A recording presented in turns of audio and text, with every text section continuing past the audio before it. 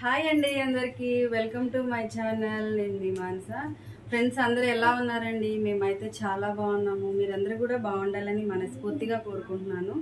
అలాగే ఈరోజు నేను చేయబోయే రెసిపీ వచ్చేసి స్వీట్ చేయబోతున్నానండి. బెల్లం పరమాన్నం చేయబోతున్నాను అనమాట. అంటే ఎప్పట్లానే మేము చేసుకునే విధానంలో అది మీకు చూపించేస్తాము. సో చూసేయండి. నేనైతే వాటి కోసం అన్నీ రెడీగా అయితే పెట్టుకున్నాను. సో మీరు కూడా చూసేయండి.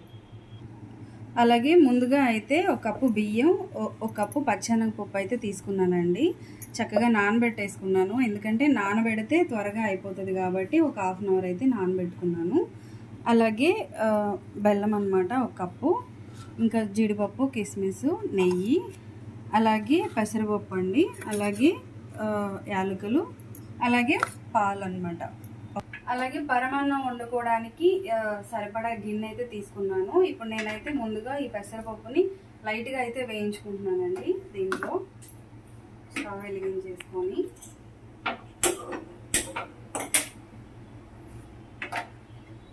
పెసరపప్పు వేయించుకొని దాంట్లో వేసుకొని ఉడికించుకుంటే మంచి టేస్ట్ అయితే వస్తుంది అనమాట పరమాన్నం అయితే.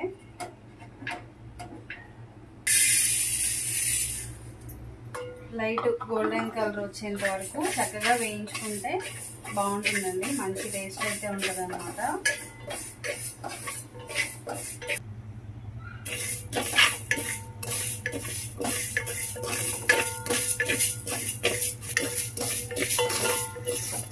చక్కగా లైట్గా వేయించుకొని ఇంకా క్లీన్ చేసుకుందాము.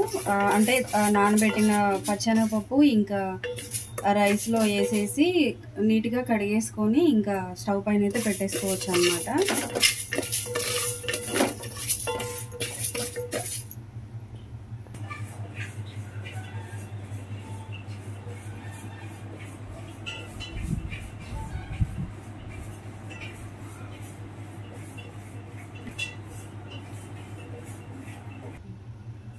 చూసారు కదా, చక్కగా అయితే వేయించేసుకున్నానండి. వేగిపోయింది. ఇంక ఇప్పుడు దీన్ని తీసేసుకుందాము.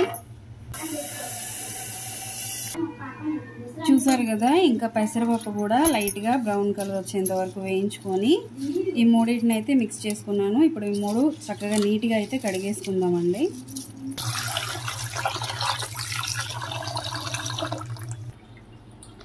సో చక్కగా నీట్గా అయితే కడిగేసుకున్నాం కాబట్టి ఇప్పుడు దీంట్లో కొంచెం వాటర్ అయితే పోసుకున్నానండి.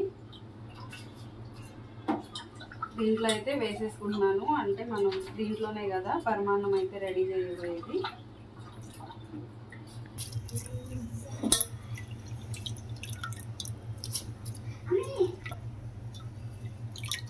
ఈ ఓ గ్లాసు అంటే 2 గ్లాసులు వాటర్ అయితే పోసుకొని చక్కగా అయితే ఉడికించేసుకుందామండి.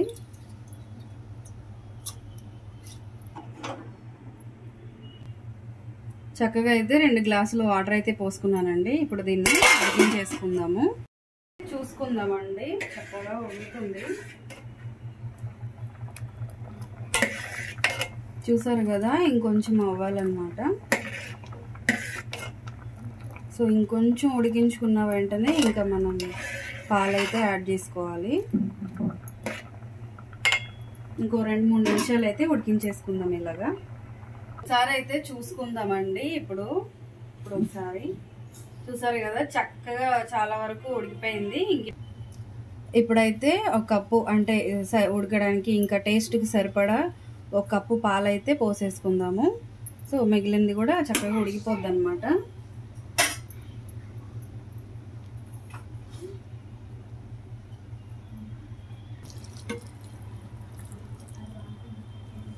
సో చక్కగా అయితే పాలతో కూడా ఉడికించేసుకున్నానండి.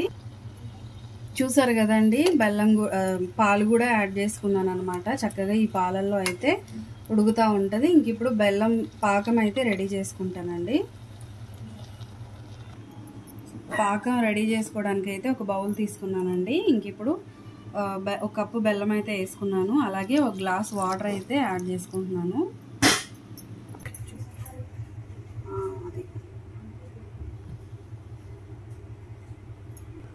చక్కగా ఇది కరిగిపోయి, అంటే పాకం అంటే మరి పాకం అవ్వాల్సిన అవసరం లేదండి, కరిగిపోయేతో చాలు. ఇంకా ఆ వాటర్ అంతా బెల్లం మొత్తం కరిగిపోయి వాటర్ వచ్చేస్తే చాలు అనమాట. దాన్ని ఇంకా రైస్లో అయితే కలిపేసుకోవచ్చు పాలన్నంలో.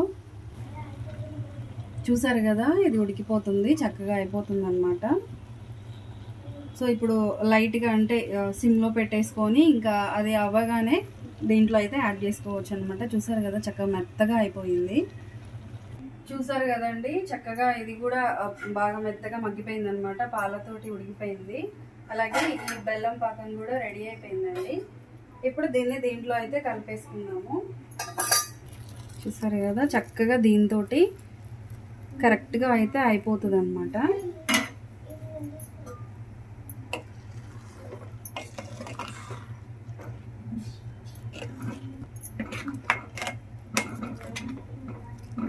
చూసారు కదా, చక్కగా అయితే అయిపోయిందండి. ఇలాగైతే ఉడికించేసుకుందాము. ఇప్పుడైతే యాలకుల పొడి కూడా యాడ్ చేసుకుంటున్నాను. చక్కగా కలిపేసుకుంటే మంచి స్మెల్, అలాగే మంచి టేస్ట్ కూడా ఉంటుంది అన్నమాట. ఒక 5 మినిట్స్ అయితే ఇట్లా మూత పెట్టేసి సిమ్లో అయితే పెట్టేద్దామండి. చక్కగా మగ్గిపోద్ది అనమాట. చూసారు కదా, కరెక్ట్గా ఉంది. ఇప్పుడు జీడిపప్పు కిస్మిస్ అయితే వేయించుకుంటున్నానండి. నెయ్యిలో కొంచెం పాన్ అయితే తీసుకున్నాను అనమాట. దీంట్లో కొంచెం నెయ్యి అయితే వేసుకుని వీటిని వేయించేసుకుంటున్నాను.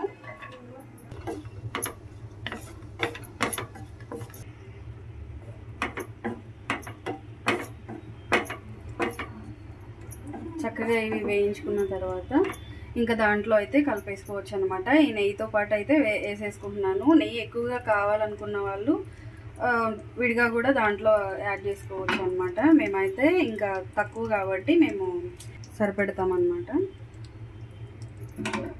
ఇంకా పలుకులు ఎక్కువ కావాలన్నా వేసుకోవచ్చండి, బాగుంటుంది, మంచి టేస్ట్ అయితే ఉంటుంది. మేమైతే ఈ పద్ధతిలో ఈ విధంగానే చేసుకుంటామండి. చూసారు కదా ఫ్రెండ్స్, చక్కగా అయితే అయిపోయింది, కరెక్ట్గా వచ్చిందండి. ఈ ప్రాసెస్లో చేసుకుంటే మాత్రం మంచి టేస్ట్. ఇంకా కావాలనుకుంటే కొంతమంది సాల్ట్ కూడా కొంచెం యాడ్ చేస్తారండి. ఇంకా అలాగే స్వీట్ ఎక్కువ కావాలనుకున్నా కొంచెం షుగర్ కూడా యాడ్ చేసుకోవచ్చు అనమాట. సరిపోకపోతే లేదు అంటే బెల్లమే ఎక్కువ యాడ్ చేసుకోవచ్చు అనమాట. మంచి టేస్ట్ అయితే ఉంటుంది. అలాగే చూసారు కదా, చక్కగా ఇవి కూడా వేయించుకున్నానండి. ఇంకా దీంట్లో అయితే వేసేసుకుంటున్నాను, నెయ్యితో పాటు వేసేసాను అనమాట.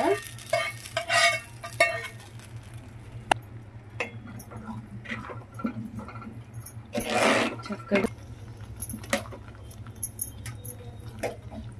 సో పరమాన్నం అయితే రెడీ అయిపోయిందండి. టేస్టీగా, చాలా అంటే చాలా మంచి టేస్ట్ ఉంటుందండి ఇలా చేసుకుంటేను. ఫ్రెండ్స్, ఇదండి ఈరోజు మా ఇంట్లో వీడియో వచ్చేసి స్వీట్ అనమాట. బెల్లం పరమాన్నం అయితే ఎప్పుడు మేము చేసుకునే విధానం మీకు చూపించేసాము. సో ఈ వీడియో మీకు నచ్చితే లైక్ చేయండి, షేర్ చేయండి, సబ్స్క్రైబ్ చేయండి, అలాగే సపోర్ట్ చేయండి. అలాగే సపోర్ట్ చేస్తున్న వాళ్ళందరికీ చాలా థ్యాంక్స్ అండి. సో ఇంకా సపోర్ట్ చేస్తారని మనస్ఫూర్తిగా కోరుకుంటున్నానండి. సో ఫ్రెండ్స్, రేపు ఇంకో మంచి వీడియోతో మీ ముందుకు వస్తాను. సో అందరికీ బాయ్ ఫ్రెండ్స్. బాయ్.